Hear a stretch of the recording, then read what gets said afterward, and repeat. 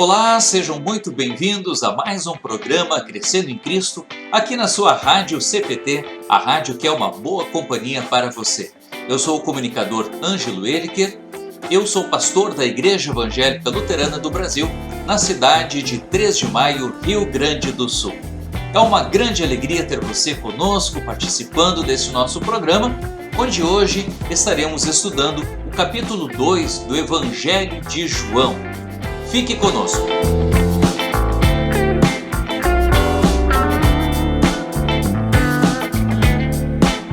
Muito bem, esse capítulo 2 do Evangelho de João, ele é muito especial, porque aqui está o relato único na Escritura do primeiro milagre de Jesus, quando ele transforma a água em vinho, lá em Caná da Galileia, durante uma festa de casamento.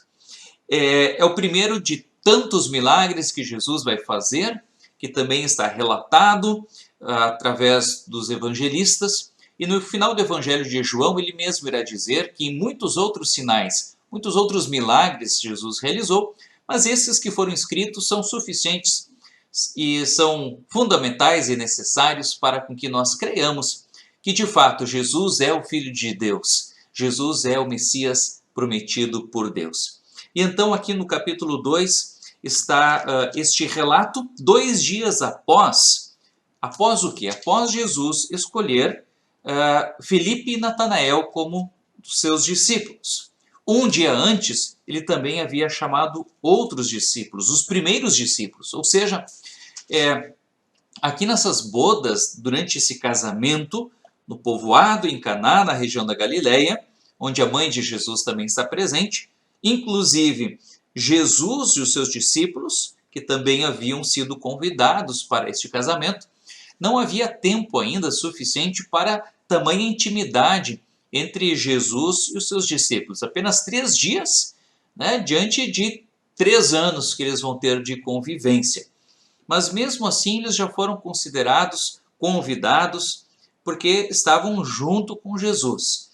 E nós não sabemos de quem, na verdade, era o casamento, se era de algum familiar da família de Jesus, ali da Maria, ou então de algum amigo, mas o fato é que os casamentos naquela época eram um grande acontecimento, onde muitas vezes parava todo o vilarejo, ou então a cidade.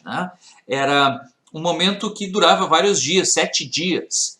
Era uma grande festa, com muita comida, muita bebida, e vinho, claro, não poderia faltar. Só que, então, no versículo 3, a mãe de Jesus, a Maria, disse: acabou o vinho. Jesus acabou o vinho. Jesus faz alguma coisa. Os noivos não podem ficar constrangidos com este acontecimento.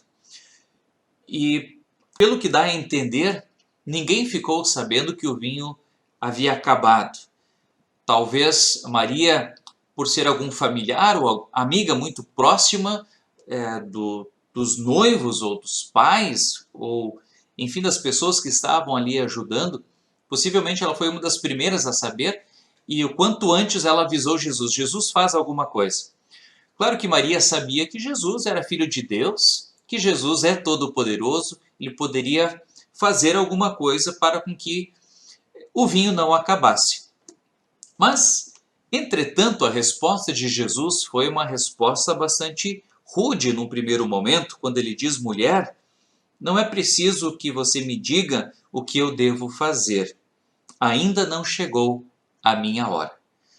Chama então Maria de mulher ou de senhora, não diz mãe.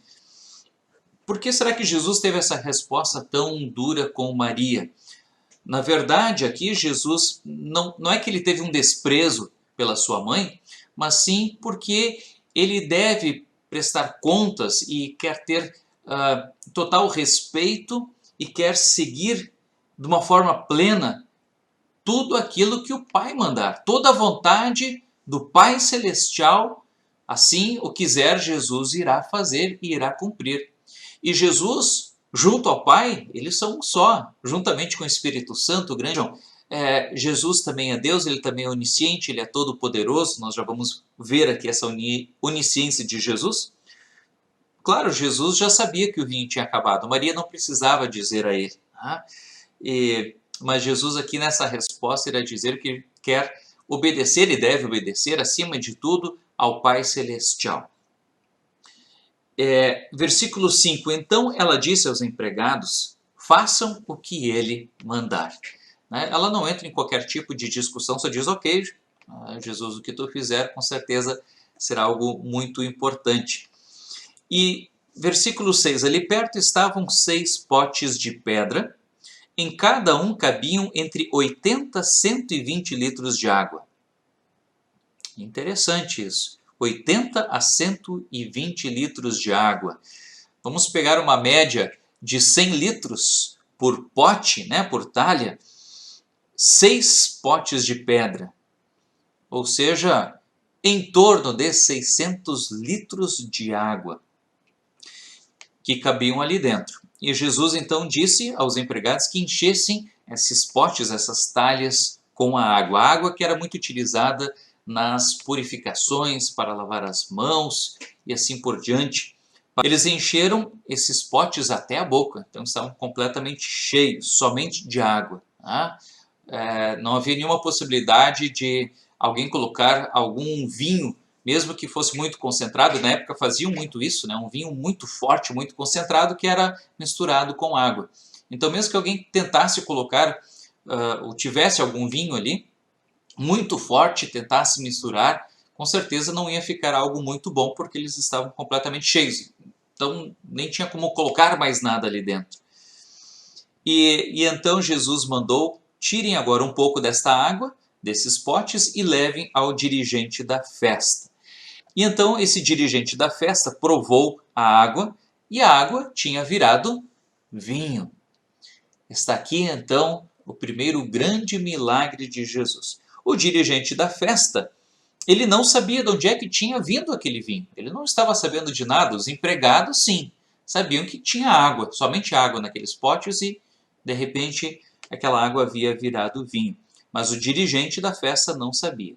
E então ele vai dizer ao noivo, chamou o noivo no versículo 10 e disse, todos costumam servir primeiro o vinho bom, e depois que os convidados já beberam muito, servem o vinho comum. Então já no final da festa, não sei se já era uma forma de dizer para o pessoal, se o vinho ruim está chegando, a festa está chegando no final, melhor ir para casa, ou então, porque as pessoas já nem mais sentiam o gosto das coisas, de tanto vinho, então pode deixar o vinho pior para o final. Mas o que aconteceu? Ele termina dizendo, mas você guardou até agora o melhor vinho. Então o dirigente da festa com certeza era um enólogo, um maître, especialista nas bebidas, e então ele vai dar o veredito. Esse aqui é o melhor vinho de todos. Vejam que Jesus não fez qualquer milagre, não transformou água em qualquer vinho. Ele transformou a água no melhor vinho. E Jesus termina aqui, versículos 11 e 12, Jesus fez esse seu primeiro milagre em Caná da Galileia, e assim lhe revelou a sua natureza divina, e os seus discípulos creram nele. E depois disso, sua mãe, seus irmãos, seus discípulos foram para a cidade de Cafarnaum e ficaram alguns dias ali. Vejam que esse é o primeiro grande milagre, o primeiro grande sinal. O que fazem, afinal de contas, os sinais?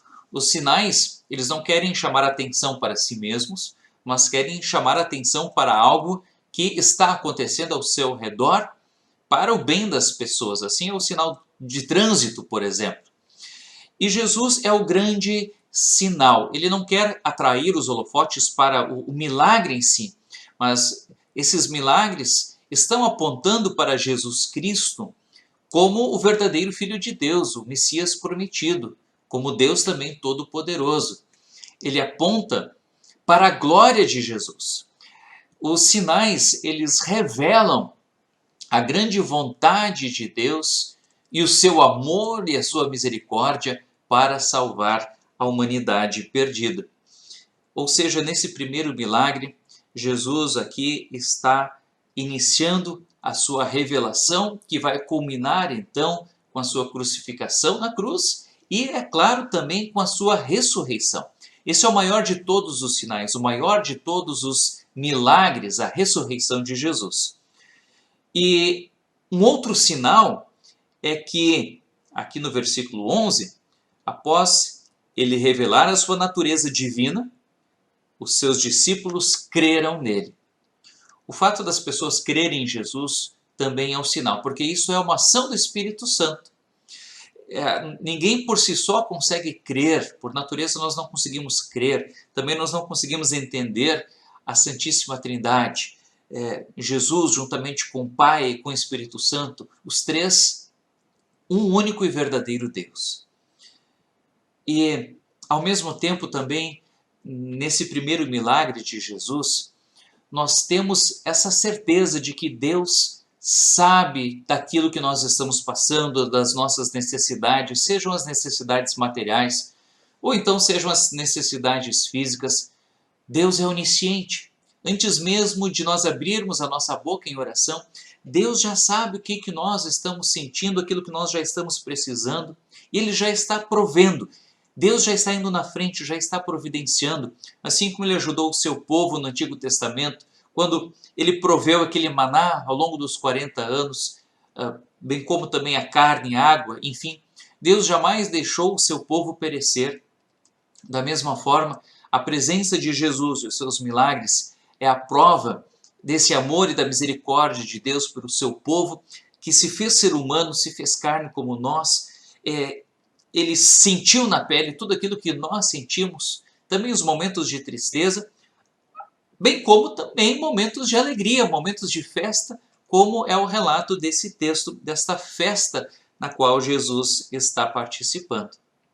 Vejam, eu não sei qual é a sua maior necessidade nesse momento, mas Jesus sabe, já está providenciando aquilo que verdadeiramente nós precisamos para as nossas vidas. Jesus fez com que essa festa continuasse, e assim Jesus faz com que a nossa vida aqui continue, em toda e qualquer situação. Ele nos ajuda, Ele nos carrega, Ele nos ergue, Ele nos levanta e caminha junto conosco. Assim como Jesus já providenciou aquilo que nós mais precisamos, que é o perdão dos pecados. Jesus já providenciou um novo corpo. Jesus já providenciou um novo céu, uma nova terra, que já estão nos aguardando.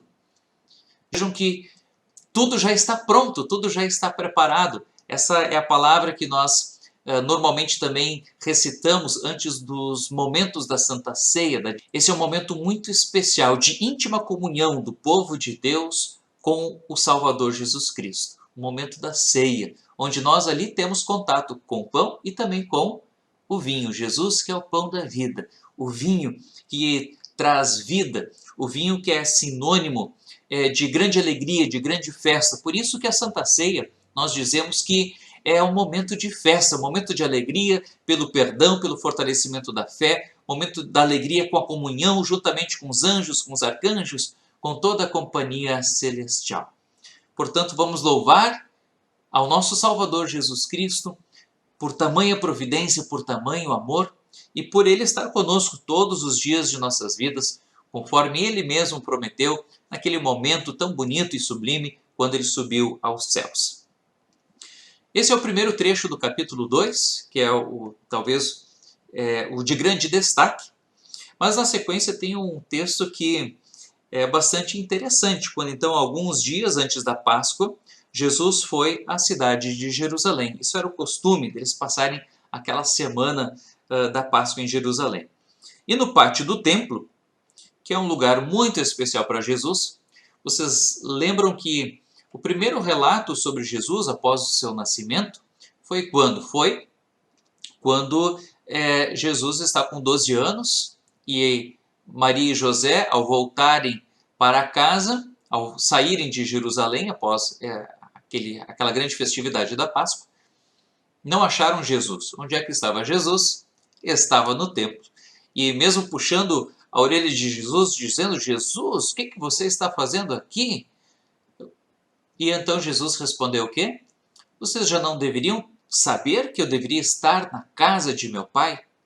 Ou seja, Jesus tem um amor muito grande pelo templo, ele considera a casa do seu Pai, Por quê? Porque é na igreja em que nós temos contato não só com os irmãos na fé, mas nós temos contato com a palavra de Deus. Nós ouvimos Deus falar conosco. Não é só o momento onde nós louvamos a Deus, é o momento onde nós falamos com Deus em oração, mas também é o momento em que Deus fala conosco. Não só através da palavra, mas Deus vem ao nosso encontro através do momento da Santa Ceia. É na igreja, no templo, em que nós recebemos a bênção de Deus no dia do casamento. É na igreja em que nós recebemos a grande dádiva do santo batismo, quando as portas do céu se abriram para nós. Foi o momento em que nós recebemos a fé no Salvador Jesus Cristo através do Espírito Santo. Vejam essa importância da igreja que nós temos com muito carinho. Claro, alguém possa dizer assim, são só 4 paredes, mas ali é a casa de Deus. É o lugar onde nós louvamos juntamente com os nossos irmãos na comunhão. E quando nós estamos longe do templo, se de repente estamos numa viagem, ou no meio de uma pandemia, ou com algum problema de saúde, e temos que ficar vários dias, ou semanas, ou meses afastados da igreja, o nosso coração começa a apertar. Não só o que acontece aqui, quando eles chegam então no templo, o que Jesus vê? Um lugar que é tão querido por Jesus, ele vê lá então pessoas vendendo bois, ovelhas, pombas, no versículo 14, né? Viu também que sentados às mesas trocavam dinheiro com o povo, então tinham os cambistas que trocavam dinheiro daqueles que vinham de longe, que estavam viajando, e a moeda tinha que ser a moeda local. Jesus fez. Versículo 15. Jesus fez um chicote de cordas e expulsou toda aquela gente dali, e também as ovelhas e os bois. Virou as mesas dos que trocavam dinheiro, e as moedas se espalharam pelo chão, e disse aos que vendiam pombas: tirem tudo isso daqui, parem de fazer da casa do meu pai um mercado. Vejam o carinho que Jesus tinha pela casa do pai, um lugar muito especial, onde ele ficou muito triste ao ver todo aquele comércio. Muitos criticam Jesus pelo fato dele ter tido uma atitude tão dura, tão forte, muito maior essa sua reação, não em função das pessoas, mas sim por causa desse grande amor de Deus pelo templo, pela casa de Deus. Um lugar tão querido, tão especial. E vejam só, versículo 17, os discípulos dele lembraram das palavras das Escrituras Sagradas que dizem: o meu amor pela tua casa, ó Deus, queima dentro de mim como fogo. Vejam só, o amor pela tua casa, ó Deus, queima, arde dentro de nossos corações como um fogo. Palavras do Salmo 69 que os discípulos lembraram nesse momento, nesta ocasião. E aí os líderes judeus perguntaram: que milagre você pode fazer para nos provar que tem autoridade para fazer isso?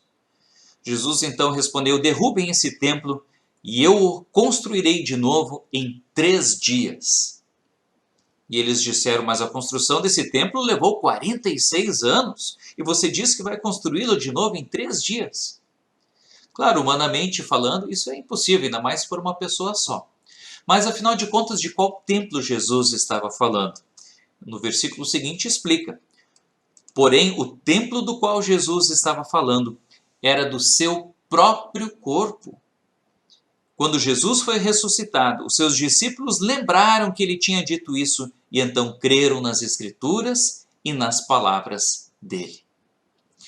Vejam só que grande sinal Jesus está aqui já anunciando que ele haveria de ressuscitar ao 3º dia e iria restaurar o seu corpo. Estaria sendo ressuscitado. E quando isso ocorreu, os discípulos lembraram quando Jesus falou aqui nessa ocasião. E então eles creram nas Escrituras Sagradas e nas palavras dele. Mais uma vez esse testemunho de que eles estavam crendo que Jesus é o verdadeiro Filho de Deus. Ele é o Salvador da humanidade. Mesmo que na sequência eles vão fraquejar muitas vezes, Jesus até puxa a orelha deles dizendo: homens de pequena fé. Mas, mesmo assim, o Espírito Santo não afastou-se deles e eles então aos poucos vão fortalecendo a sua fé, E então, depois da ressurreição de Jesus e depois do dia de Pentecostes, quando eles começam a pregar a palavra e vão por todo o mundo cumprindo a missão de Jesus Cristo, ali fica então muito claro essa presença do Espírito Santo que faz com que todos nós cristãos possamos ser testemunhas de Jesus Cristo. Nós cremos e é por isso que nós também falamos. E a parte final do capítulo 2 irá dizer que quando Jesus estava em Jerusalém durante a festa da Páscoa, muitos creram nele porque viram os milagres. Quem via os milagres, cria. Mas será que cria de uma forma verdadeira, convicta e sincera? Vejam o que diz os 2 últimos versículos. Mas Jesus não confiava neles, pois os conhecia muito bem, e ninguém precisava falar com ele sobre qualquer pessoa, pois ele sabia o que cada pessoa pensava. Então Jesus sabia verdadeiramente o que estava se passando nos seus corações e nas suas mentes. Mesmo muitas pessoas dizendo que criam em Jesus, Jesus, por ser onisciente, sabia que muitas vezes essa crença era superficial. Mas Jesus quer muito mais. Jesus não quer curar somente fisicamente o nosso corpo, mas Jesus quer curar o nosso ser por completo, quer curar a nossa alma, Ele quer perdoar os nossos pecados, Ele quer nos trazer para junto de si. E essa é a maior vontade de Deus, que Jesus cumpre cabalmente essa vontade do Pai até a sua morte e ressurreição. E assim nós finalizamos esse capítulo 2 do Evangelho de João, que nos traz essa grande verdade do cuidado, do amor de Jesus. Não só pelo templo, pela casa de Deus, que nós também temos e queremos continuar tendo, mas também pelo grande amor de Jesus por cada um de nós, onde não vai deixar que falte grandes venturas e alegrias nas nossas vidas. Legal? E o nosso estudo vai ficando por aqui, mas não perca a próxima edição, onde nós iremos continuar com o Evangelho de João, capítulo 3.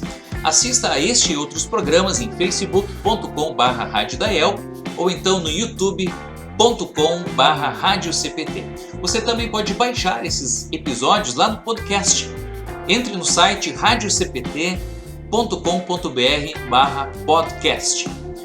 Muito obrigado pela sua audiência e não se esqueça de também divulgar a programação da Rádio CPT nas redes sociais. Foi um grande prazer ter você junto conosco estudando a Palavra de Deus e crescendo na fé junto com a gente. Que a paz de Jesus esteja com você e também com a sua família. Um grande abraço, fiquem com Deus e até o nosso próximo programa.